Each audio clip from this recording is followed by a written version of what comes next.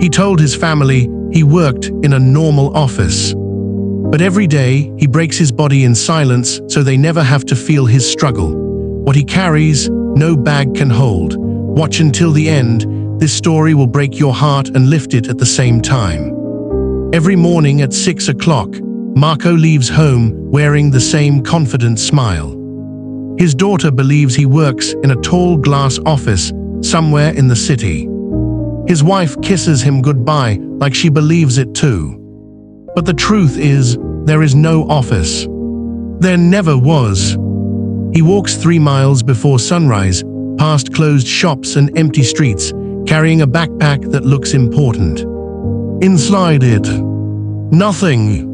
Because what he carries every day cannot fit into a bag. Responsibility, fear, hope, and love.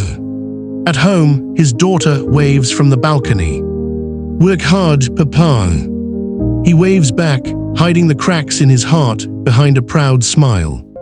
He told them it would be a normal day at the office. He lied. By 8 o'clock, Marco stands at a construction site surrounded by dust and noise. Steel crashes. Shovels strike dirt. Men shout over roaring machines. This is his real office. 12 hours under the sun. $14 an hour. No benefits. No guarantees. Just a man trading pieces of his strength so his family never has to feel weak. Every swing of the shovel burns his shoulders.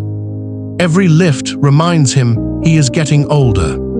But quitting, that has never been an option. Because somewhere across town, a little girl believes her father is important.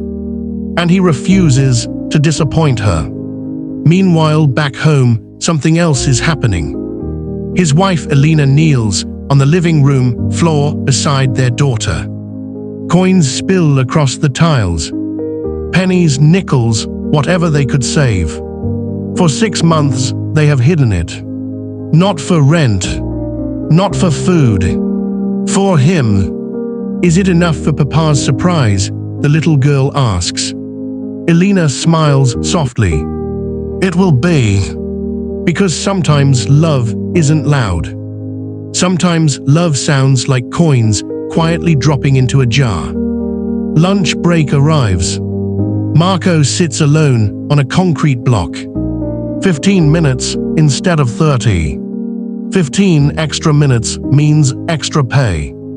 His meal is simple bread and water. He wipes sweat from his face and calls home. Office is good today, he says. Air conditioning is strong. He laughs. Around him, heat rises from the ground like fire. Some lies are not meant to deceive.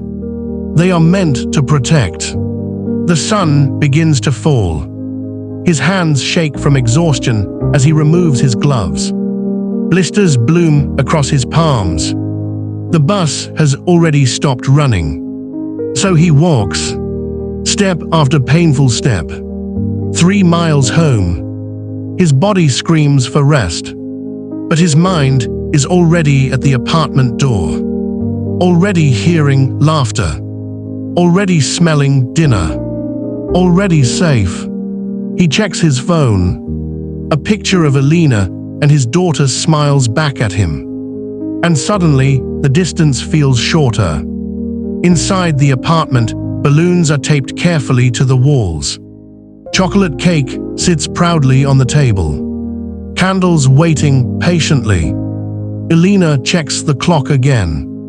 Almost time, she whispers. Her daughter can barely contain her excitement. They have been waiting all day. Footsteps climb the stairs. Slow, heavy. The door handle turns. Darkness. Silence. Marco steps inside. And suddenly, surprise. Lights explode across the room. Balloons. Laughter. Cake. His daughter runs toward him. Happy birthday, Papa. He freezes. Because he forgot. Somewhere between survival and sacrifice, he forgot his own birthday. Tears fill his eyes before he can stop them. "You work so hard for us," Elena says softly. "Today, we worked for you." The cake trembles slightly as his daughter holds it out. 6 months of saved coins. Secret shopping trips. Small sacrifices stacked quietly together. All just to say one thing. "We see you." "Make a wish, Papa," his daughter says. Marco closes his eyes. What do you wish for when everything you ever needed is already standing in front of you? He opens them again. "I don't need one," he whispers. "I already have you." They blow out the candles together. Laughter fills the room.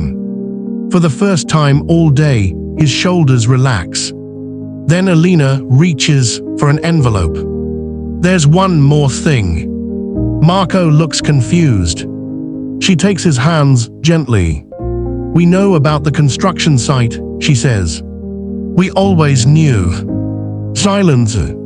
His strength finally breaks. Not from pain, from relief. Because the strongest men do not cry when life is hard. They cry when they realize they no longer have to carry it alone. Tomorrow morning, Marco will still wake up at 6. He will still leave the apartment.